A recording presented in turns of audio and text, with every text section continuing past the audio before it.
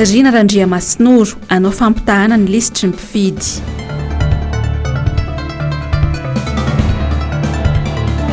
Tsy fanarahan-dalàna ny fangatahana moana ireo solombavambahoaka roa any am-ponja hoy Maître Anitra.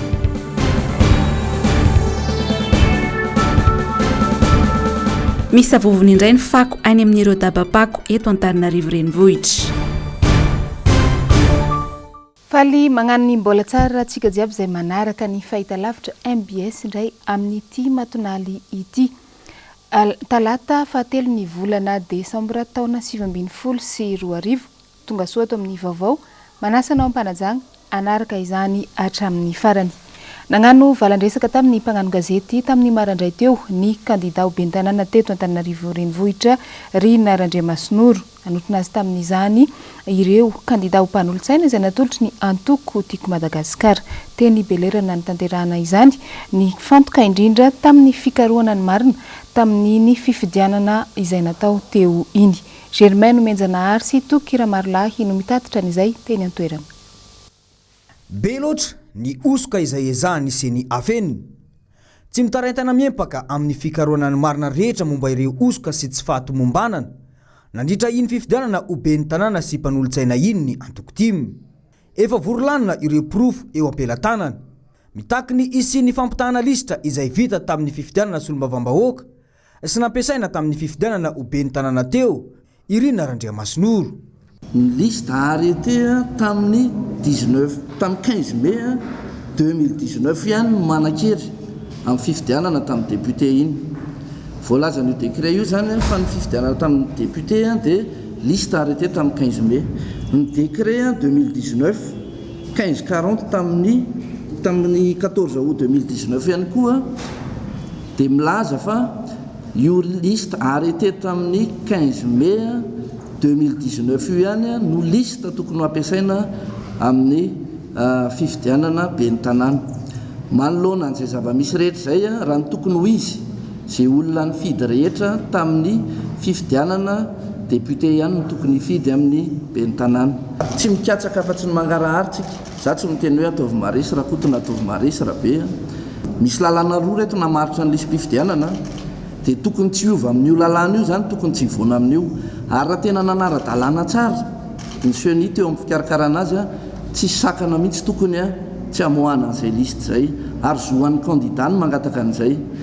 Misy ny taratasy efa alefany amin'ny seny ho fangatahana an'izay liste anankiroa izay ho ampitahina par bureau de vote ihany mihitsy mba hahafahantsika mponina Antananarivo renivohitra mahalala marina ny zava-misy mahakasika n'iny fifidianana iny. Ny fahamarinana no ilaina iseho eto amin'ny firenena. Intelo ny sesy no ny aina tao anatin'ny fitaka ny malagasy mangy ny fanodikodinana ny tena safidim-bahoaka. Saingy amin'ity farany ity dia tsy hiverin-dalana ny timy. Raha ny lojika tokony misy dia izay nifidy an'ny mera Rina dia tokony hifidy anay mpanolotsaina. Maninona no mifanalavitra lay isam-bato tamin'ny mera sy tamin'ny mpanolotsaina timy. Reny zavatra reny dia manam-pirofo fa misy zavatra amboamboarina ao ary tsy fantatra izay atahorana na inona dia nahidina ny salanisa azo ny mpanolotsaina timy fa nampiakarina ny ray ny salanisa azo ny mpanolotsaina IRK. Eo anatrehan'izany dia misintona ny saitsika vahoaka eto Antananarivo. Andinika tsara fa raha izao zava-misy izao dia efa fanaovana tsinotsinona ny vahoaka izany. Eo amin'izay ako ny fifidianana izay hatrany moa dia tsy agneky lembenana intsony manoloana ny fandokan-dalàna izay nitranga tamin'ireny fifidianana kominaly ireny ny avy eo anivy ny antoko tiako Madagasikara araka ny fanambarana izay nataony ny filoha nasionaly ny Tima teny Belera tamin'ny omaly. Tagnatin'ny andro maromaro no efa nanangonana ny pirofo tamin'ny tsy fetezan'ny fifidianana iny ary efa maro ireo nijoro vavolombelogno tamin'ny izany. Andeha rahantsika izay afatra avy amin'ny filoha nasionaly ny antoko tiako Madagasikara Andriamatoa Marc Ravalomanana izay.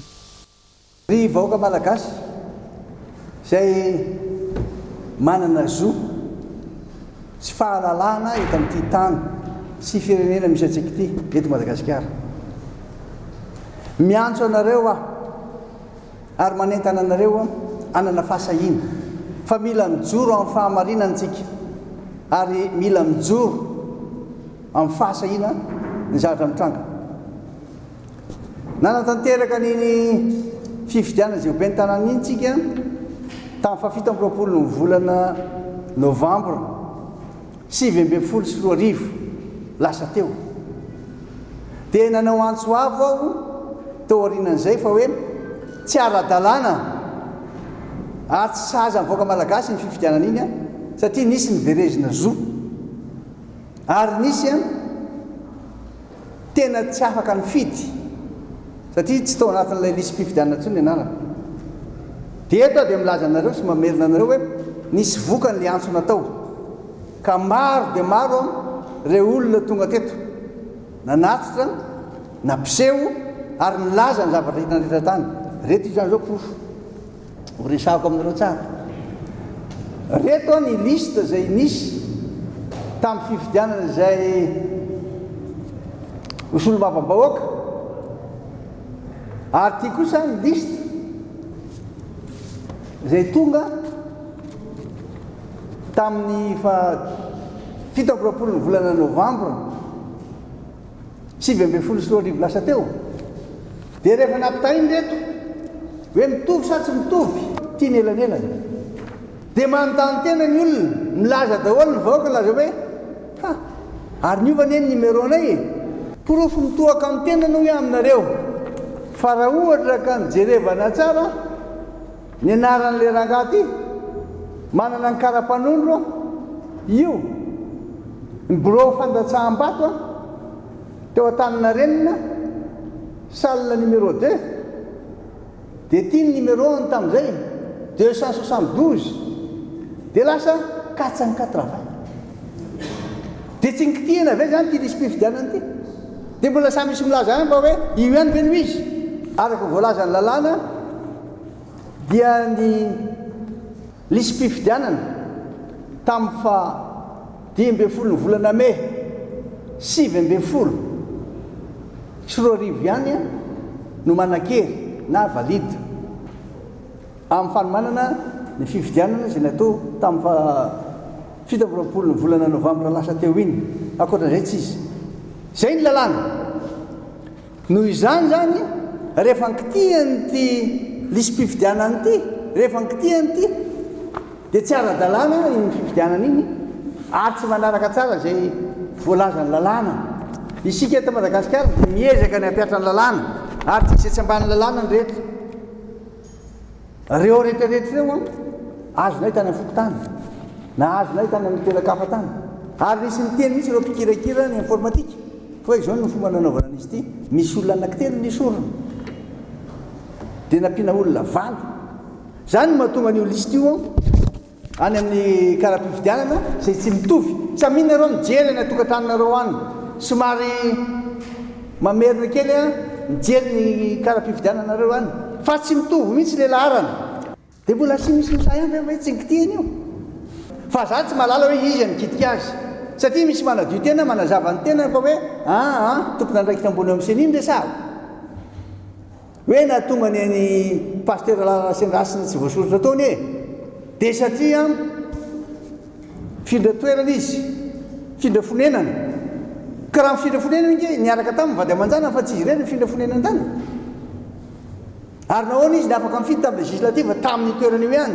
no tsy afaka mifidy izy amin'izao fotoana izao ary nahoana ianao milaza fa hoe lisy mpifidianana zay natao tamin'ny 15 ny volana May 2024 sy 20 ihany no manan-kery ka nanisy doublon teo nao nankitianao zany le izy nao nasahinareo dia milaza koa anao fa sy afokotany angamba nanova azy dia nampiseho taratasy ohatr'izao anao dia milaza koa sy afokotany anosy zato andefana fa hoe baiko avy any amin'seny io sao dia mihevitra anay tsy mahalala ny inona sy tsy manaraka ny toedra raha-pirenena ary ianareo efa nilaza aho fa tsy amely irery voaka malagasy ary tsy ho amelahantsika rahatsika marina ka ninninona lazainareo voka mpifidianana amarina aloha lazao aloha fa tsisy nikitika io lisy mpifidianana io zay nareo samy tena zany ary tsy anatanynarivo rery fa ny manerana Madagasikara izy ny samy laza fa hoe tsisy zany bulletin précoché zany niteniteto tamin'ny zoma misy izy iny hitanareo tsara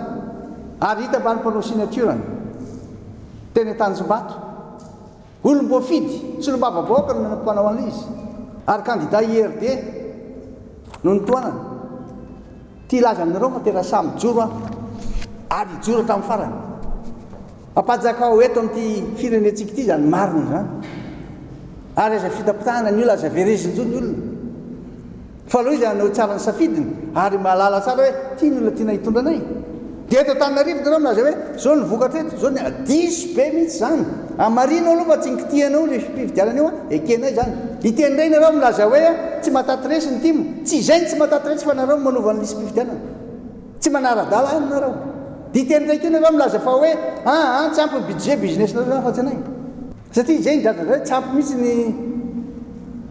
ny etomana nanaovana an'izy io na izy nanovan'io zay tsy malala fa tsy ny seni satria izy no tompony andraikitra voalohany amin'ny fikirakirana ny fividianana eto Madagasikara fa za dia efa nilaza tamin'ireo communauté internationale reo hoe tsy eo anatin'io le i ma indépendance fa c'est enina fotsiny commission électorale nationale fa le indépendant le i tsy eo manana tsara ny rafitra zay misy ny senia dia tsy fantatritsony amin'ireo ratsa manjaiky anareo reo naiza naiza fa zay malala matoa amin'ny tena anareo tao nalala sy nahita ary miona tamin'ireo olona mpikirakira lizy hoe zao ny zavatra nisy teo ary samy manitikitika izy samy laza fa hoe novainy nisy teo niovy io nisy nikitika io dia anjaranareo mikarakoa an'izay fa tsy anay ka dia milaza ahy zany revoaka malagasy milaza zay ny mponina Tananarivo fa dia tena misy mihitsy malagasy samy joro ary samy laza fa zao ny zava-misy marina tsy nandeha tamin'ny fahamarinana iny fividianana iny feno osoka tsy lavoratra tsy tomombana fikarakarana azy ka dia sotanao revoaka malagasy zay manana fahasahina ary manana tena koa fa mbola misy saijoro ary mbola hitondra zay profo zay ka dia mariako etona raha fa tsy tomombana ho ia ny fikarakarana ny fividianana iny satria novana ny kitihana ny esorona ny anaran'ireo olona tokony hifidy ny verezin'izao ny mpifidy zay tokony hifidy zay ny tiako hambara voaka malagasy zay tiako resahana ny mponina Tananarivo ka dia anjarantsika amin'izay zany mieritreritra an'izy hoe ijoro ve tsika sa anaiky lembenina fotsiny zavatra resahandreo sa ho maty ny filazana etseroa fa hoe tsy matatresa raha marina ny zavatra ataonareo fa efa maro ny nanisingizina ny amin'ny tsy fanarahana ny lalàna velona teto amin'ny firenena nandritra ny fanatanterahana n'ireny fifidianana communaly ireny mbola nanamafy izany avy eo anivony MCF tamin'ity niany ity nambaran'izy ireo fa tokony ijoro ny rehetra amin'ny ady amin'izany osika sy alabato izany hoaratsika ny andindininy izay vaovao zay amin'ny rindrantsary ny Manora Andriamalala. Mitaky ny andraisana fepetra manoloana ireo fanetry be ny firenena mpanodikodina safidim-bahoaka sy mpandika lalàna ny MCF. Tsy tokony itoy aloha ny famoahana ny vokatra vonjomaika manerana ny Madagasikara tao aorian'ny fifidianana communaly izay notanterahana raha tsy mivoaka ny marina momba iny fikitiana lisy mpifidianana tsy ara-dalàna iny. Lisy mpifidianana no avoazana no nampatsiaina tamin'ity.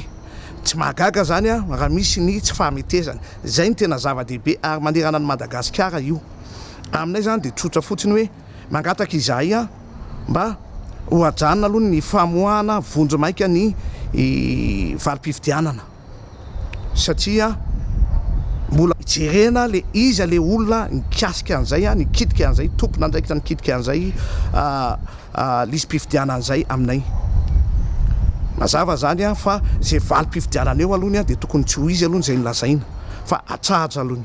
Efa volana maromaro izay no nitaky ny hanavaozana ny sata mifeny fifidianana ity etsiky ny olom-pirenena miady amin'ny osika sy ny alabato ity saingy ny ninana mpitsofina ny tompona andraikitra mpikirakira ny fifidianana tsy tokony andefitra intsony ny malagasy jiaby.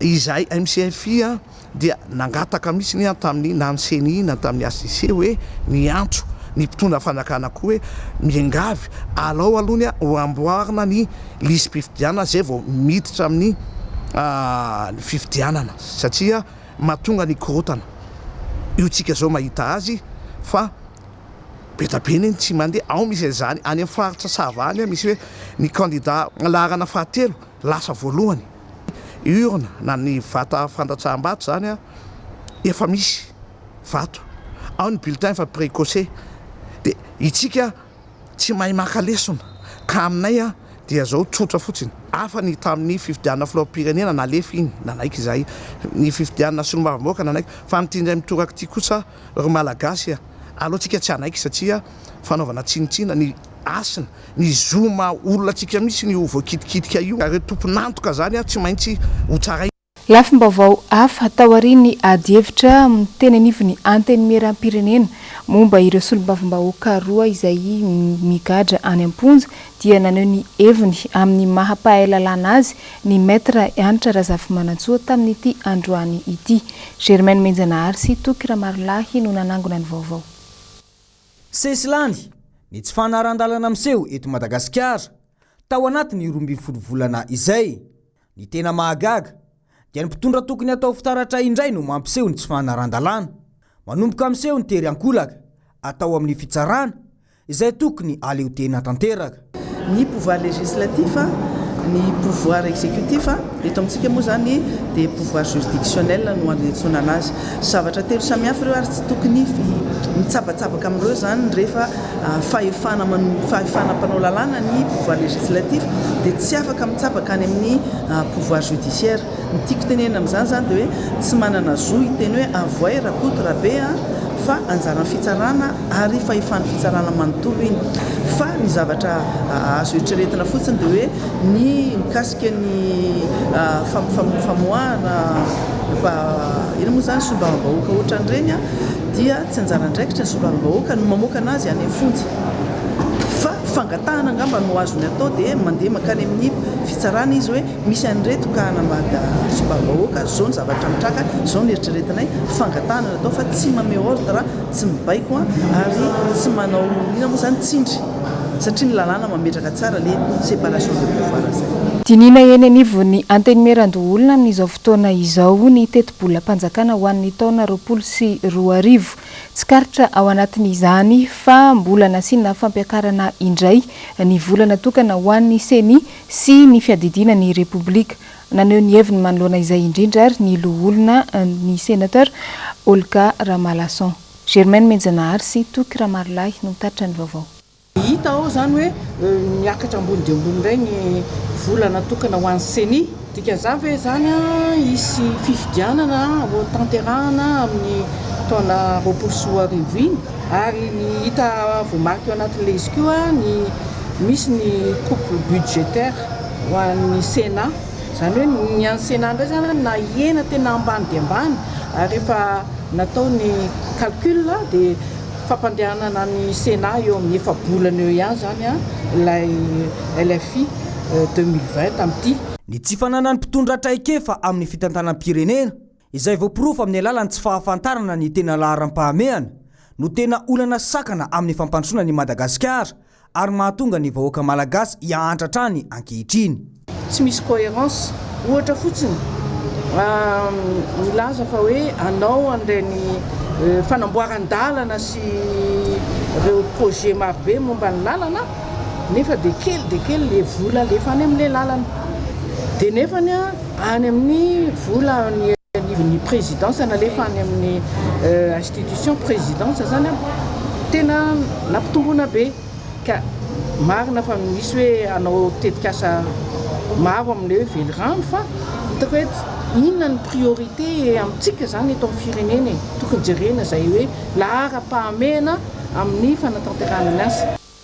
Vaovao ny fiarahamonina tsy mbola nahitana vahaolana hatramin'izao ny olany famatsiana rano fisotro madio teto Antananarivo renivohitra sy ny manodidina.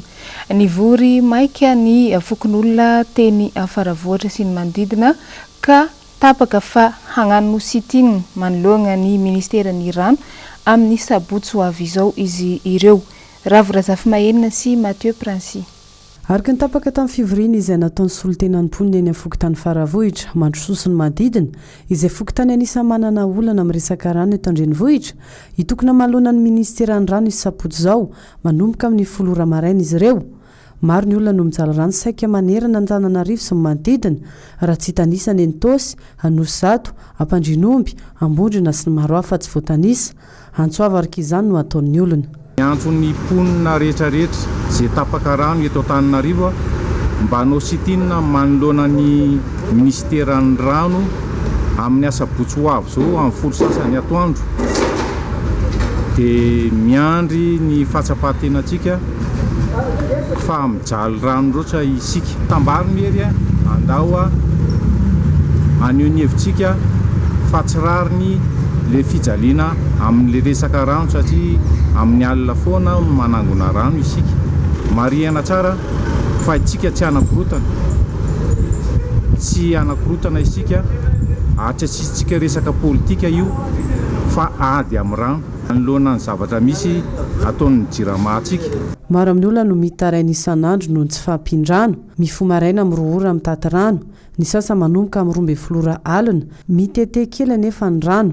Ho an'ireo tsy manana pompy ao an-trano kosa, mividy rano amin'ny sarany ariary no mihoatra ny iray bidon.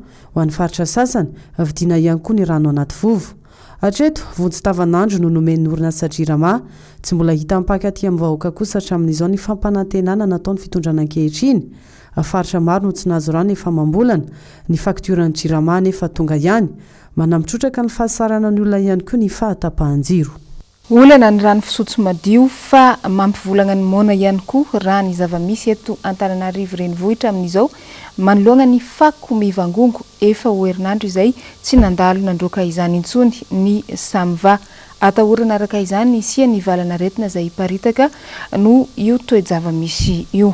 Asin'Andriamalala sy Tahiriny Aina raha nariniriny. Misy vovona izay tsy izy indray ny fako eto andrenivohitra. Toy izao hitantsika amin'ny sary izao, efa herinandro maro zay no tsy nandalo ny samva naka ireo fako ireo. Ny samva izay anjaran'ny fanjakana no miha azy. Izany hoe avy amin'ny fanjakana fohy be no tsy ahafana manala ireo fako ireo manerana ny tanàna. Toy ity etsakazo manga ity efa ho tafiditra ao anatin'ny pompe fangalana rano fisotro ny fako. Mbola ao anatin'ny vanim-potoana isin'ny aretina pesta nefa isika amin'izao fotoana izao. Ka raha mbola mitohy io tsy fandraisan'ny fanjakana ny andraikiny io dia ina ho tafiditra mora foana eto Antananarivo renivohitra indray ny pesta. Ankoatra ny fofona teraky ny fako misy vovona dia hita fa mibandalana ny fako toy ity etsatany mena ity dia efa ho tonga eny amin'ny atsasaky ny arabe ny fako. Mipetraka araka izany ny fanontaniana, inona ny antony tsy androfan'ny fanjakana ireo fako maneran-tanana ireo? Vaovao ny fiarahamonina izay hatrany dia eny amin'ny CSB Antomadinika no misy any Landy manangy ilay teraka tandalana tamin'ny omaly teny Antanimena. Ifantofana moa ny famangina azy sy ny zanany amin'ny izao. Teny antoerana ny solotena avy amin'ny MBS Mirady Dora Benjamina sy Andry Irakoto Malala. Izy Norandria miary Joseph ary Naval, antsoina hoe Naval, le zazakely teraka teny amoron-dalana ary niteraka risabe teny amin'ireo tambazotra tserasera omaly. Salama tsara tsy marofy i Navalna kely, salama tsara ihany koa i Landy reniny. Niaina tanaty fahoriany Landy nandritra ny 9 volana nitondra ny voka. Na hatramin'ny minitra farany izay nahalatsahany tavon'ny Navalna kely aza dia mbola fahoriana ny anjato taminy. Zany amin'io tena eo masina rehefa tena mbola mitenen'olona mbola mamony mbola mamony i tena mbola miteraka an'io tena mbola mamy. Misotra satria nahatonga na nisotra le kosisa zay zany ny eritseritsy tsy hainiko le izy le marary amin'izay zany tsy hainko mamparary an'ity satria nakivin'olona le olona sasany koa zany miteny anahy mbola tsy terako zao ohatrany ampitahory le olona foana koa zany dia ozy andeha ho andy sotro toka kely aloha ananovako anito aloha zay lalana any dia vidona fa fiongoko an'Andriamanitra dia efa tena teo amin'izay aloha le izy aloha nanaiko tsana aloha nanaiko tsana netiko nandehandeha any aloha netiko nandeha teo amin'ilay anina amin'izay teo amin'izay tena hoe miady rery mihitsy zany zany hoe sorako an'Andriamanitra aloha mba nisy Andriamanitra nitingilana hoe tsy nijerany mianaka fotsiny rery ny olona za olona mivavaka ary tena mivavaka hitan'Andriamanitra mihitsy nangatsaka any teo sisin-dalana efa tena naika tsisy aina tsony mihitsy ateo amin'ilay ady mafy tena teo aloha tena ampeo Andriamanitra fa tena miady rery falsahirana ny reniny lanty sy ireo zandriny miravavy na izany aza nahatsapa ny fianakaviana fa notahinjana ary izy mianaka raha ny sedra izay efa nilalovany fahaenina amin'ny zanak'landy mantsy navalina kely 20 taona ny zokiny indrindra ary 3 taona kosa ny farany mialohan'ny navalina izay mipetraka eny amin'ny renibeny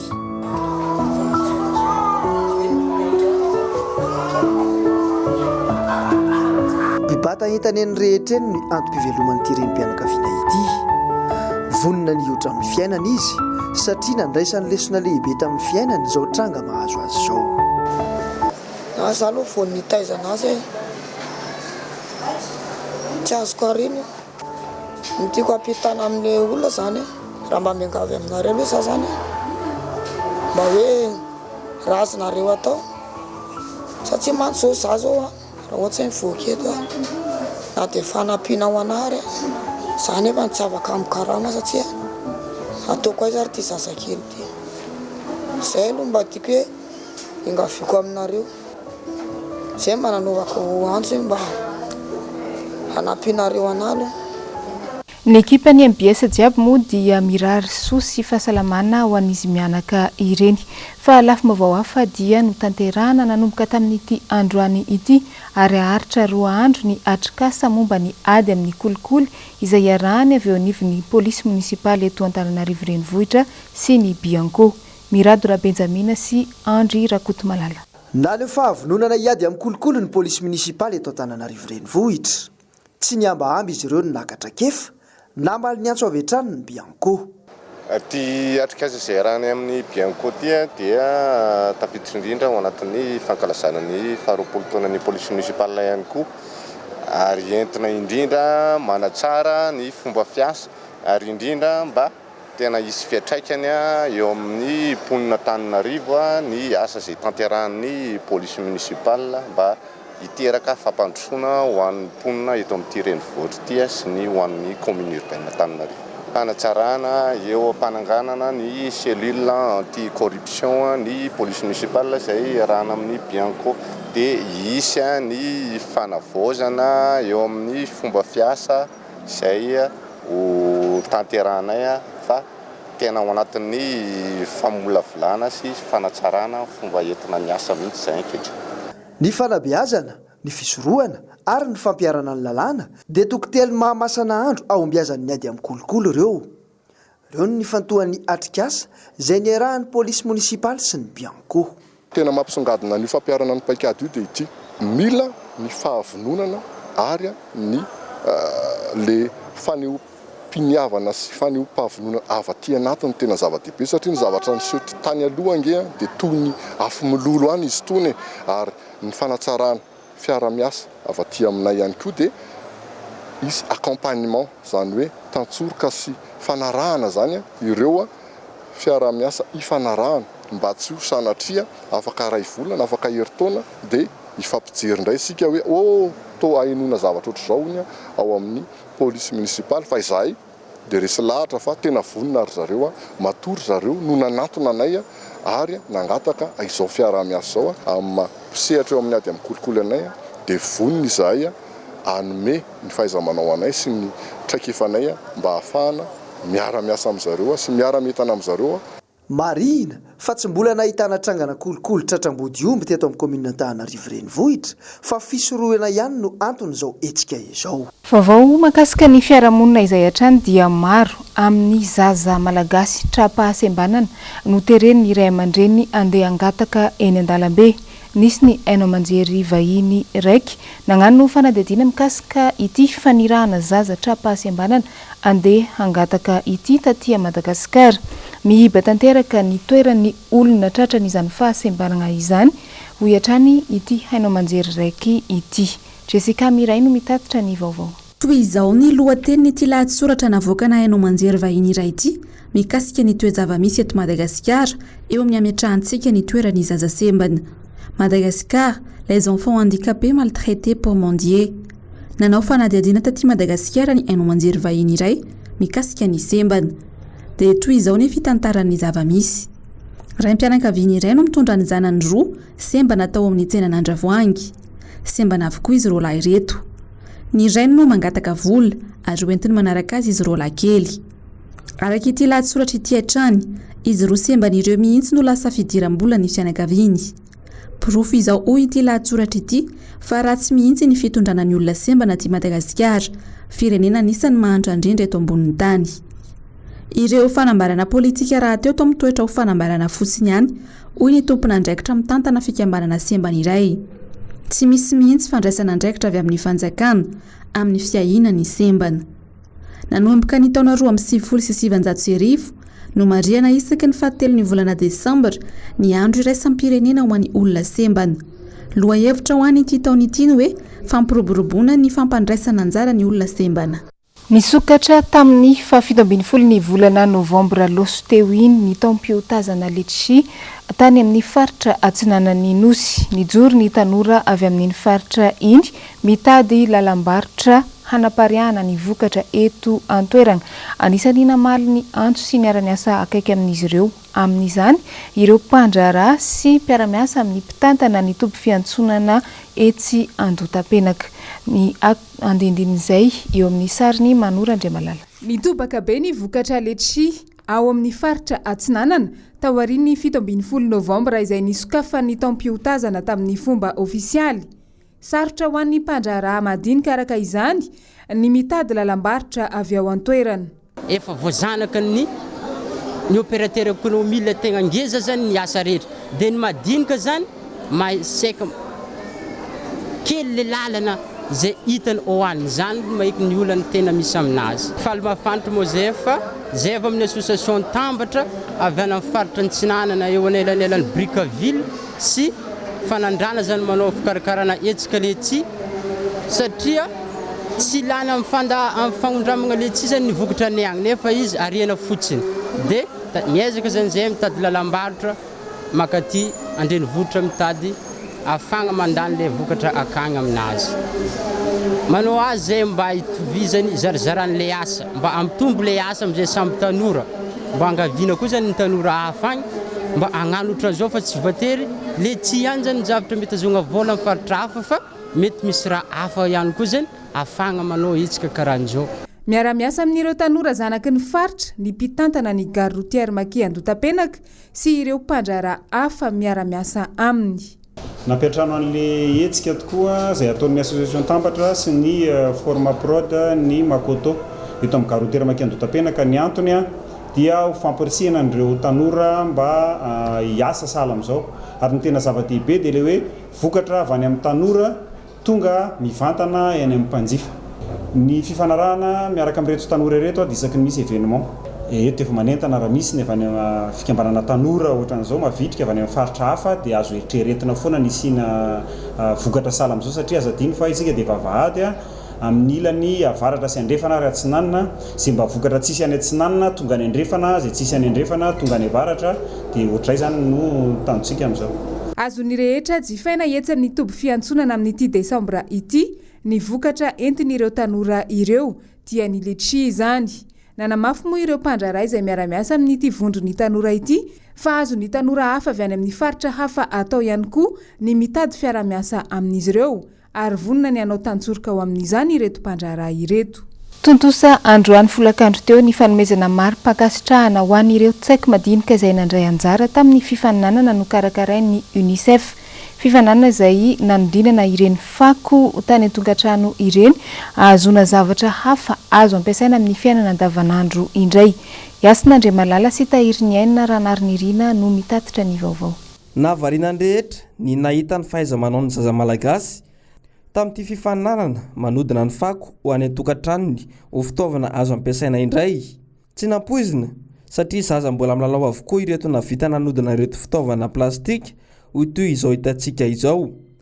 Ity etsika ity izay nokarakarain'ny UNICEF entina ampianarana ny ankizy hikady sahady ny tontolo iainana. voalohany aloha ary niarana hitatsika fa tsy nampoizina mihitsy zavatra vitan'reto ankizy rehetra zavatra any amin'ny poubelle ny tavoahangy zay aritsika zoky ray aman-dreny izay mandoto ny tanàna no nalain'ireo ankizy ireo dia nataony zavatra azo ampiasaina somary menatra ihany tsika ray aman-dreny satria ny ankizy indreny mampianatra ny ray aman-dreny ka mino a fa zay lesoka azotsika amin'io zavatra io a mba hatsara ny tontolo iainana ary mahafinaritra hoe ny ankizy no hoavin'ny ty fireneny ity a ary ny ankizy zao no efa maka ny responsabilitény mahatsara ny tontolo iainana matokotsika ary tsika ray aman-dreny afaka faly hoe ny zanaka atsika ny taranaka zay mandimby eo tena maka andraikitra amin'ny fiarovana ny tontolo iainana ka zay no zavatra lehibe tokony ho tadidiavana misaotra. Olana eto amintsika nefa ny tsy fahampian'ny tosika sy fandarana asa mazava mpitondra fanjakana amin'ny ankizy manana talenta toy izao. Vaovao ny mety ho toetry ny andro mbola ao avaratry Madagasikara ao no misy an'ilay tangoron-draona izay ahina hivadika rivo-doza. Miankina amin'izy io ny fivoaran'izany moa no mety hamaritra ny mety ho toetry ny andro eto amin'ny nosy amin'ny zoma ho avy izao. Tsara ny manamarika fa any amin'ny mahery ny 700 km avaratra atsinanan'ny Antsiranana no misy ity tangoron-draona Arahamaso ity amin'izao fotoagna izao. Ny andindin'izay tateriny raha vorazafy mahenina sy tahiry ny aina raha nariniriny. Alizay malefaka tsy maro toerana no mamaritra ny andro fa iankina amin'ny fiforoana rivo-doza ao avaratry ny nosy ny mety ho toetry ny andro amin'ny tapany faharoa ny herinandro. Isy ny fiainandro tsakorana mandritra ny andro vitsy voalohany. Andalo iserana kosa ny tandrifin-draona ho an'ny faritra atsimo ny alakamisy izao. Araka ny efa voalaza dia iankina tanteraka mety ho fivan'ilay rivo-doza amin'ny forona ny endriky ny toetry ny andro amin'ny tapany faharoa ny herinandro. Omaina ny andro amin'ny ankapobeny amin'ny faritra sisa. Atombanana hidina ny marim-panambony indrindra amin'ny fiarafaran'ny herinandro. Ka manodinina 4 hatramin'ny 17 degré C izany ny marim-panambany ary eo anelanela amin'ny 17 hatramin'ny 18 degré C ny ambony. Etsevina fa misy ny front rindrin-drao any atsimon'nosy izay mety hitondra orana amin'iny faritra iny amin'ny alakamisy. Tsy dia isy fiovana loatra ny toetry ny andro manerana ny nosy. Ny zoma izao no heverina fa isy fiantraikany eto amintsika ny andro ratsy. Ary amaso tanteraka moa ny fivoarany amin'izao fotoana izao entanina hatrany ny rehetra naraka tsy tapaka ny vaovao mahakasika izany indrindra ny any amorontsiraka. Iny ihany koa tompoko ilay sy tompoko avy nandesitsika namarana ny vaovao tamin'ity matonala ity mankasitraka anao nanaraka izany hatramin'ny farany. Mametraka ny veloma mandrapitafa samy tsara ao amintsika jiaby ny tenako amin'ny manaraka koa. Veloma tompoko.